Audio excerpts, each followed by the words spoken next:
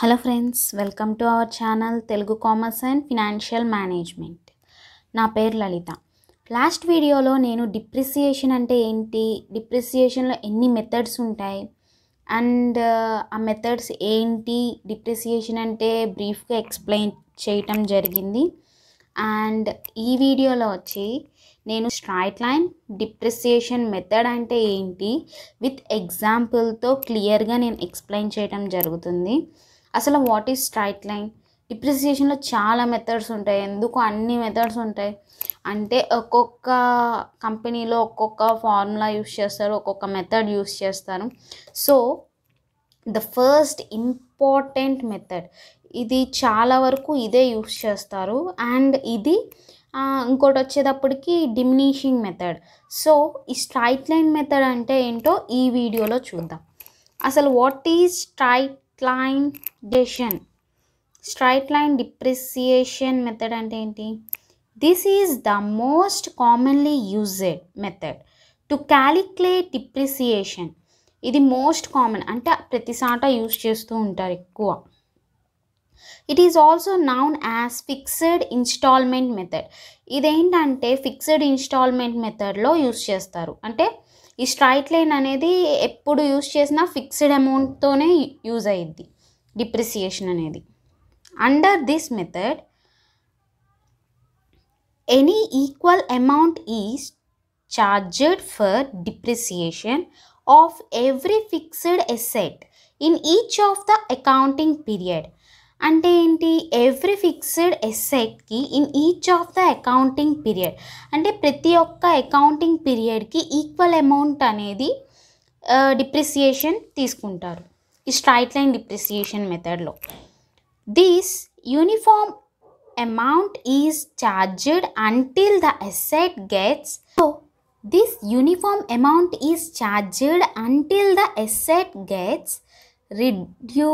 reduced to nil. అంటే ఏంటి? అది నిల్ అయ్యేదాకా సేమ్ అమౌంట్, అంటే యూనిఫామ్గా అమౌంట్ అనేది ఛార్జ్ తీసుకుంటాము uniformly. It's salvage value at the end of it's estimated useful time. అంటే మనం యూస్ఫుల్ టైం ఎంత అని తెలీదు, మనం మిషన్ని బట్టి, ఆ ప్లాంట్ని బట్టి, ఆ ఎక్విప్మెంట్ని బట్టి మనం దాని ఒక ఎస్టిమేటెడ్ లైఫ్ అనేది అంచనా వేసి తీసుకుంటాం అన్నమాట. సో సాల్వేజ్ వాల్యూ అంటే ఏంటి? Salvage value straight line method అంటే అర్థమైంది కదా. ప్రతిసారి మనం యూనిఫామ్గా సేమ్ అమౌంట్ అనేది డిప్రిసియేషన్ తీసుకుంటాం. సో సేమ్ అమౌంట్ అనేది డిప్రిసియేషన్ కింద లెస్ చేస్తూ ఉంటాం ఎవ్రీ ఇయర్. సాల్వేజ్ వాల్యూ అంటే ఏంటో చూద్దాం. సో సాల్వేజ్ వాల్యూని నేను 3 మీనింగ్స్ తీసుకున్నాను. వీటిలో మీకు ఏం అర్థమైనా ఒకే మీనింగ్ 3. సో నేను 3 ఎక్స్ప్లెయిన్ చేస్తాను. Salvage value is the book value of an asset after all depreciation has been fully expanded. అంటే ఏంటి? Salvage value is the book value. Salvage value అనేది బుక్ వాల్యూ అంట.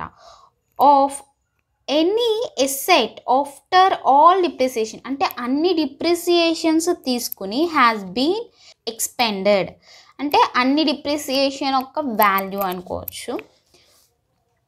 ఇది చూద్దాం. Next second one, the salvage value of an asset is based on what a company expects to receive in exchange for selling or parting out the asset at the end of its useful life. దీంట్లో కూడా same meaning వచ్చింది, కాకపోతే కొంచెం అర్థం చేసుకోవడం కష్టంగా ఉంటుంది. So ఏం చెప్తుంది? Salvage value of an asset is based on what a company expects to receive in exchange. అంటే ఆ కంపెనీ ఎక్స్పెక్ట్ చేసిద్ది to receive in exchange for selling, అంటే సెల్ చేయడం వల్ల మనకేమన్నా వచ్చిద్దా, మనం అమ్మేయడం వల్ల మనకేమన్నా ప్రాఫిట్ వస్తుందా, లాస్ వస్తుందా అనేది ఎక్స్పెక్ట్ చేసిద్ది అనమాట. Out of the asset at the end of its useful time. అంటే ఎండ్ ఆఫ్ ఇట్స్ యూస్ఫుల్ టైంకి మనకేమన్నా అమ్మేస్తే ప్రాఫిట్ వస్తుందా లాస్ వస్తుందా అనేది చూస్తుంది. సాల్వేజ్ వాల్యూ కూడా మనం ఎక్స్పెక్టెడ్ వాల్యూనే తీసుకుంటాం. ఎందుకంటే మన సాల్వేజ్ వాల్యూ అనేది ఎలా వస్తుంది అనేది నేను ఎక్స్ప్లెయిన్ చేస్తాను ప్రాబ్లం చేసేటప్పుడు. సో ఇది చూస్తే ఈజీగా అర్థమైద్ది, ఇది చాలా ఈజీగా అర్థమైద్ది. Third point, it is the value of the asset at the end of its useful time. అంటే end of its useful time మనం క్యాలిక్యులేట్ చేస్తూ ఉంటాం step by step. First year, second year, third year అని calculate చేస్తూ ఉంటాం. So ఇలా calculate చేసేటప్పుడు మనకి ఏదైతే యూస్ఫుల్ టైం అంటే ఎండ్ ఆఫ్ ఇట్స్ యూస్ఫుల్ టైంకి ఏదైతే వాల్యూ ఉంటుందో దాన్ని సాల్వేజ్ వాల్యూ అని అనుకుంటాం. సో సాల్వేజ్ వాల్యూ అది అయ్యిద్ది. సో మీకు ఇలా చెప్పడం కొంచెం కన్ఫ్యూజ్గా ఉంటుంది, ఎగ్జాంపుల్లోకి వెళ్ళిపోతే ఆటోమేటిక్గా అర్థమైపోయిద్ది. ఇప్పుడు స్ట్రైట్ లైన్ మెథడ్ అంటే స్ట్రైట్ లైన్ డిప్రిసియేషన్ మెథడ్ ఒక ఫార్ములా చూద్దాం. So straight line depreciation method formula, so annual depreciation expense is equal to cost of an asset minus salvage value by useful life of an asset. ఇది అసలు వీటిలో ఒక meaning ఏంటో చూద్దాం. Cost of asset అంటే ఏంటి? Is purchase price or historical price. Purchase price అయినా historical price అయినా కాస్ట్ ఆఫ్ ఎసెట్ అంటాం. So salvage value is value of the asset remaining after its useful time. ఏదైతే మిగిలిపోద్దో యూస్ఫుల్ టైం అయిపోయాక ఏదైతే ఉంటుందో మనం క్యాలిక్యులేట్ చేసే దాన్ని బట్టి అది సాల్వేజ్ వాల్యూ అయింది. ఆ సాల్వేజ్ వాల్యూ అనేది ఏంటో కూడా చూపిస్తాను ఎగ్జాంపుల్లో.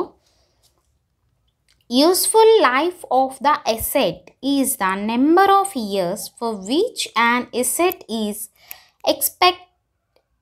expected to be used by the business. అంటే useful life of the asset అంటే ఏంటి? ఆ ఎసెట్ అనేది మనం ఎక్స్పెక్ట్ చేస్తాం ఒక 10 years ఉంటుంది ఇది పాడవకుండా, ఒక 20 years ఉంటుంది, 5 years ఉంటుంది అనేది మనం ఏంటంటే బిజినెస్లో ఎక్స్పెక్ట్ చేస్తాం అనమాట. దాన్ని యూస్ఫుల్ లైఫ్ ఆఫ్ ఎసెట్ అంటారు. మనం ఎక్స్పెక్ట్ చేసిన వాల్యూ కరెక్ట్గా అన్ని ఇయర్సే ఉండాలని లేదు. ఇప్పుడు 10 years అనుకున్నాం అనుకో, 11 years ఉండొచ్చు, 9 years ఉండొచ్చు. సో మనం ఏదైతే ఎక్స్పెక్ట్ చేస్తామో దాన్ని యూస్ఫుల్ లైఫ్ ఆఫ్ ఎసెట్ అంటారు. సో అండ్ దీనికి ఇంకొక ఫార్ములా కూడా ఉంది. అండ్ ఈ ఫార్ములా వచ్చేటప్పటికి annual depreciation expenses and next one వచ్చి straight line depreciation rate. Straight line depreciation రేట్కి మనం ఏమేమి చూస్తాం? Annual depreciation expenses by cost of the asset minus salvage value. So salvage value చేస్తే డిప్రిసియేషన్ రేట్ అనేది వస్తుంది ఇన్ స్ట్రైట్ లైన్ మెథడ్లో. So ఇప్పుడు ప్రాబ్లంలోకి వెళ్ళిపోదాం. నేను ఇప్పుడు స్ట్రైట్ లైన్ డిప్రిసియేషన్ మెథడ్లో నేను 2 ప్రాబ్లమ్స్ చెప్తాను. ఒకటి వచ్చేటప్పటికి సింపుల్ వేరే మోడల్లో ఉంటుంది, ఒకటి వేరే మోడల్లో వస్తుంది. సో ఫస్ట్ మోడల్ వచ్చేటప్పటికి అన్ని ఇన్ఫర్మేషన్ ఇచ్చేసాను, ఎలా క్యాలిక్యులేట్ చేయాలో చూపిస్తాను. సో ఇక్కడ ఏంటి? కాస్ట్ ఆఫ్ ఎసెట్ వచ్చి 1 lakh, ఎస్టిమేటెడ్ సాల్వేజ్ వాల్యూ మనం ఎస్టిమేట్ చేసాం అంతే. సాల్వేజ్ వాల్యూ ఎంత ఎస్టిమేట్ చేసాం? 20,000 అని ఎస్టిమేట్ చేసాం. యూస్ఫుల్ లైఫ్ ఇది కూడా ఎస్టిమేటెడ్ యూస్ఫుల్ లైఫ్ ఎంత? 5 years. సో ఇప్పుడు యాన్యువల్ డిప్రిసియేషన్ ఎక్స్పెన్సెస్ అంటే అంటే ఇయర్లీ ఎంత ఎక్స్పెన్స్ అయ్యిద్ది అంటే చూద్దాం. సో యాన్యువల్ డిప్రిసియేషన్ ఎక్స్పెన్సెస్ వచ్చేటప్పటికి దాని ఫార్ములా వచ్చి cost of an asset minus salvage value by useful life of an asset. So దీని ఏంటి? కాస్ట్ ఆఫ్ యాన్ ఎసెట్ అంటే ఎంత? వాల్యూ ఇక్కడ ఉంది 1 lakh మైనస్ సాల్వేజ్ వాల్యూ వచ్చేటప్పటికి 20,000. So 1 lakh minus 20,000 by useful life వచ్చేటప్పటికి 5 years. చేస్తే 16,000 ఏంటిది ఇది యాన్యువల్ డిప్రిసియేషన్ ఎక్స్పెన్స్. సో దీనికి ఏంటి స్ట్రైట్ లైన్ డిప్రిసియేషన్ రేట్ కూడా కనుక్కుంటున్నాం. దాని యొక్క formula annual depreciation expense by cost of an asset minus salvage value. So cost of an asset ఎంత 1 lakh minus salvage value 20,000. So annual depreciation expense 16,000 by 1 lakh నుంచి 20 తీసేస్తే 80,000. So చేస్తే ఎంత వచ్చింది 0.2. సో దీని యొక్క రేట్ వచ్చేటప్పటికి 20%. 20% అనేది ఏంటి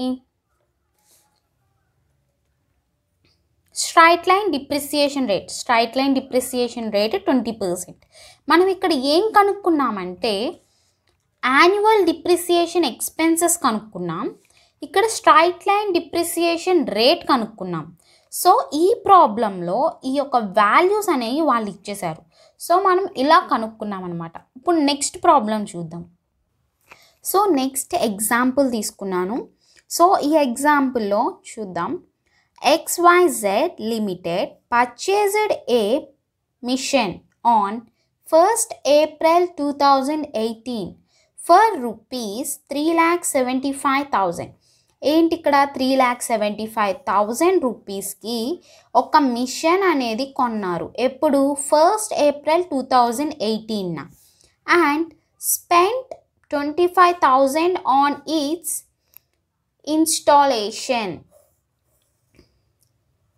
ఇన్స్టలేషన్కి ఎంత స్పెండ్ చేశారు 25 రూపీస్ అనేది ఖర్చు పెట్టారు. సో పర్చేస్ చేసింది ఎంత, పర్చేస్ చేసిన వాల్యూ అడిగితే మనం ఎంతైతే ఆ మిషనరీ ఖర్చు పెట్టామో దాన్ని కూడా యాడ్ చేసి దాని యొక్క పర్చేస్ రేట్లో కలిపేసుకోవాలి. అంటే ఇప్పుడు ఎంత అయింది 3,75,000 ప్లస్ 25,000 యాడ్ చేస్తే ఎంత 4 lakh. 4 lakhకి మనం మిషనరీ అనేది కొన్నాము. So on July 1st 2020 machinery was sold by 2 lakh. 2 lakhకి మనం మిషనరీ అనేది అమ్మేసాం. ఎప్పుడు అమ్మేసాం July 1st 2020 మనం మిషనరీ అనేది అమ్మేసాం అనమాట. So depreciation is provided at 10% per annum. అంటే ఏంటి ఇందాక మనం చేసిన దాంట్లో ఏం చేసాము ఈ డిప్రిసియేషన్ రేట్ అనేది కనుక్కున్నాం. వాళ్ళు ఇవ్వలేదు అక్కడ. సో ఇక్కడ ఇవ్వలేదన్నమాట. ఇవ్వకపోతే మనం డిప్రిసియేషన్ రేట్ అనేది కనుక్కున్నాం. ఎంత కనుక్కున్నాం 20% అనుకున్నాం. అంటే ఈ 20% అనేది ఏంటిది ఒక్క ఇయర్కి 20% డిప్రిసియేషన్ రేట్ అనేది ఉంటుంది అని. సో ఇక్కడ వచ్చేటప్పటికి వాళ్ళే ఇచ్చేసారు, క్వశ్చన్లోనే ఇచ్చేసారనమాట, ప్రాబ్లంలోనే. So depreciation is provided at 10% per annum. యానమ్కి పర్ ఇయర్కి 10% డిప్రిసియేషన్ అనేది ఉంటుంది మిషనరీకి. On original cost method. అంటే ఏంటి ఒరిజినల్ కాస్ట్ మెథడ్ అన్నా స్ట్రైట్ లైన్ మెథడ్ అన్నా ఒకటే. ఒరిజినల్ కాస్ట్ మెథడ్ అంటే ప్రతిసారి మనం ఏదైతే మనం పర్చేస్ చేసామో, ఎంత పర్చేస్ చేసాం 4 lakh. 4 lakhకి మనం పర్చేస్ చేసాం. ఈ పర్చేస్ మీద ప్రతిసారి మనం డిప్రిసియేషన్ క్యాలిక్యులేట్ చేస్తే దాన్ని original cost method or straight line method అంటాము. ప్రతిసారి దాని మీద క్యాలిక్యులేట్ చేయాలి. So accounts are closed on 31st March each year. అంటే ఎవ్రీ ఇయర్ 31st Marchన అకౌంట్స్ క్లోజ్ అయ్యిద్ది.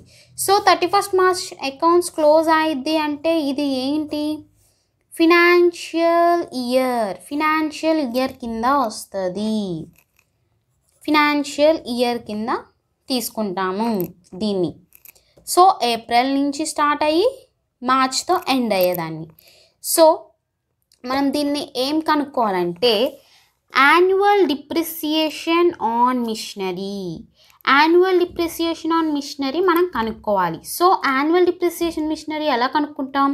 దీనికో formula, cost of machinery into 10%. 10%.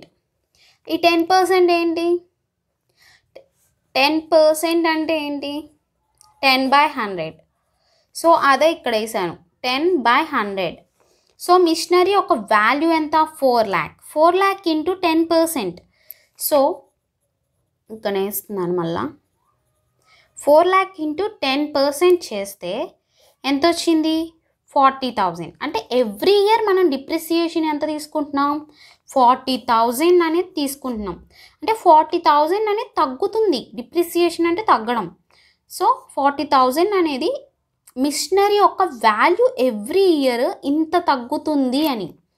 మనం యూజ్ చేసే కొద్దీ ఆ మిషనరీ యొక్క వాల్యూ ఇంత డిక్రీజ్ అయిపోతుంది ఎవ్రీ ఇయర్ అనేది. సో ఇప్పుడు ఈ యొక్క ఎగ్జాంపుల్ ఎలా ప్రొఫార్మాలో అప్లై చేయాలో చూద్దాం. మీకు ఈ వీడియోలో ఏమైనా డౌట్స్ ఉన్నా కింద డిస్క్రిప్షన్ బాక్స్లో మెన్షన్ చేస్తే నేను నెక్స్ట్ వీడియోలో ఎక్స్ప్లెయిన్ చేయడం జరుగుతుంది. అండ్ దానికి నేను రిప్లై కూడా ఇస్తాను. సో ప్రాబ్లంలోకి వచ్చేద్దాం. సో ప్రొఫార్మా అనేది ఇలా ఉంటుంది. మిషనరీ అకౌంట్ అని పెట్టుకుంటాం. ప్రొఫార్మా అనేది ఇలా ఉంటుంది అన్నమాట, 2 సైడ్స్గా. Date particulars rupees, date particulars rupees. ఈ ప్రొఫార్మాలో ఉంటుంది. అంటే ఈ ఫార్మాట్లో ప్రొఫార్మా అనేది ఉంటుంది మిషనరీ అకౌంట్కి.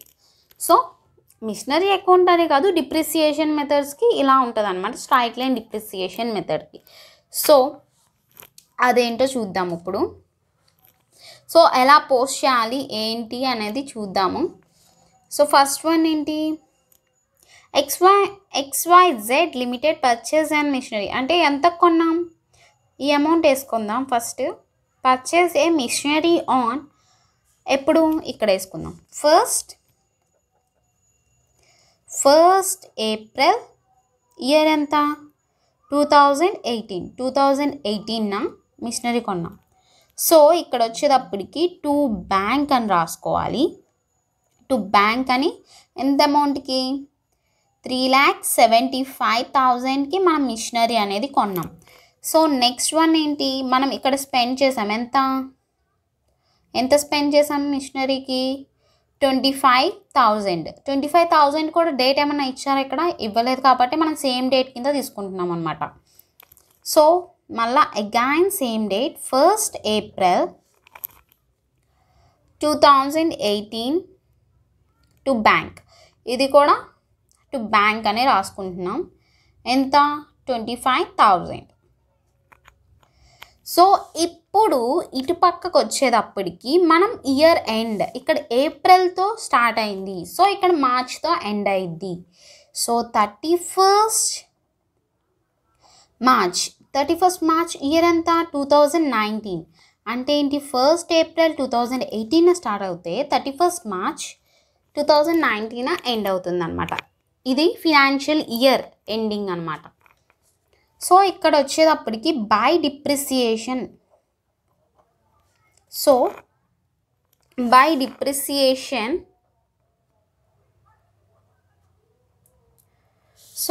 డిప్రిసియేషన్ ఎంత? మనం ఇందాక ఇక్కడ క్యాలిక్యులేట్ చేసాం. ఎంత వచ్చింది depreciation? Annual depreciation on machinery. Annual depreciation on machinery ఎంత? 40,000 వచ్చింది. ఆ 40,000 ఇక్కడ డిప్రిసియేషన్ కింద వేసుకోవాలి, 40,000. సో ఇక్కడ 40,000 అనేది వేస్తాం. ఇప్పుడు క్లోజ్ చేసేద్దాం, క్లోజింగ్ అన్నమాట. సో ఇటు పక్కన ఎంత అమౌంట్ ఉందో వేసుకుందాం. ఎక్కువ ఏ అమౌంట్ అయితే ఉందో అదే టోటల్ కాలంలో వేసుకోవాలి. ఎంత ఇక్కడ? 4 lakh.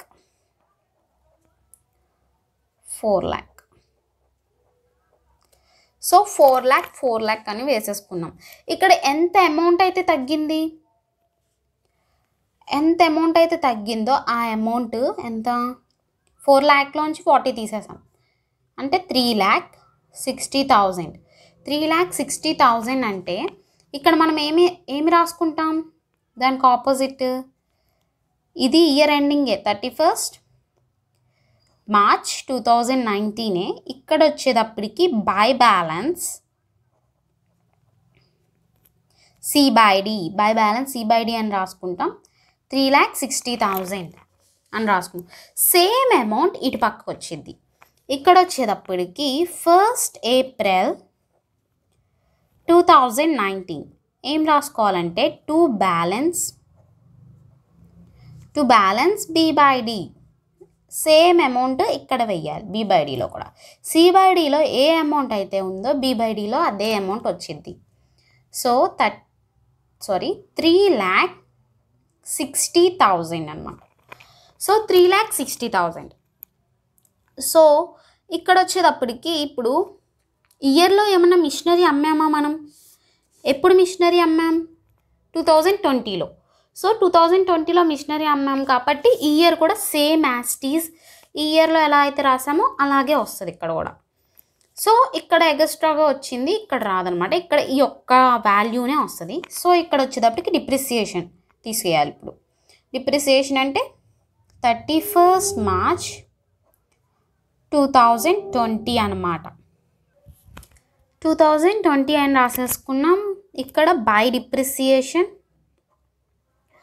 డిప్రిసియేషన్ అకౌంట్ అని రాసుకోవాలి. సో ఇక్కడ అకౌంట్ అని రాసుకోవాలి, రాయలేదు. ఇక్కడ టు బ్యాంక్ అకౌంట్ అని రాసుకోవచ్చు, రాయకపోయినా పర్లేదు అంతా. సో బై డిప్రిసియేషన్ అకౌంట్ కిందకి ఎంత? 40. సో స్ట్రైట్ లైన్ మెథడ్లో ఏంటంటే మనం ఎన్ని ఇయర్స్ అయితే రాసుకుంటామో ఆ అన్ని ఇయర్స్కి డిప్రిసియేషన్ వాల్యూ అనేది చేంజ్ అవ్వదు. ఇది గుర్తుపెట్టుకోండి. స్ట్రైట్ లైన్ డిప్రిసియేషన్ మెథడ్లో సో ఇక్కడ ప్రతి ఇయర్ మనం సేమ్ వాల్యూ డిప్రిసియేషన్ తీసుకుంటే దాన్ని స్ట్రైట్ లైన్ మెథడే అంటారు. సో మిగతా మెథడ్స్లో ఇలా తీసుకోము. సో డిమినిషింగ్ అనుకో ఇలా తీసుకోలేము. సో స్ట్రైట్ లైన్ మెథడ్ అంటే ఒరిజినల్ కాస్ట్ మెథడ్ అన్నా ఇలా సేమ్ అమౌంట్ అనేది డిప్రిసియేషన్ కింద తీసుకుంటాం ఎవ్రీ ఇయర్ మనం మిషనరీ అమ్మేసేదాకా. సో నెక్స్ట్ వన్ వచ్చేటప్పటికి దీన్ని టోటల్ వేసేద్దాం. దీని టోటల్ ఎంత? 3,60,000. 3,60,000. సో 3,60,000లోంచి 40,000 తీసేస్తే ఎంత? 3,20,000. సో దీని ఎదురుకుండా ఏం రాస్తాం? 31st March 2020నే ఇక్కడ by balance C/D. By balance C/D ఇక్కడ రాసాం. ఇప్పుడు B/D రాయాలి. ఇక్కడ ఎంత? డేట్ వచ్చేటప్పటికి 1st April 2020. To balance B/D. C/Dలో ఎంత వాల్యూ అయితే ఉందో B/Dలో అంతే వాల్యూ వేసుకోవాలి. సో వేసేసామన్నమాట ఇలా. సో మనం 2020లో మిషనరీ అనేది అమ్మేసాము. సో ఎప్పుడు అమ్మేసాం? July 1st 2020లో అమ్మేసాం. ఎంతకు అమ్మేసాం? 2 lakhకి మనం అమ్మేసాం అన్నమాట. సో 2 lakhకి అమ్మేసాం.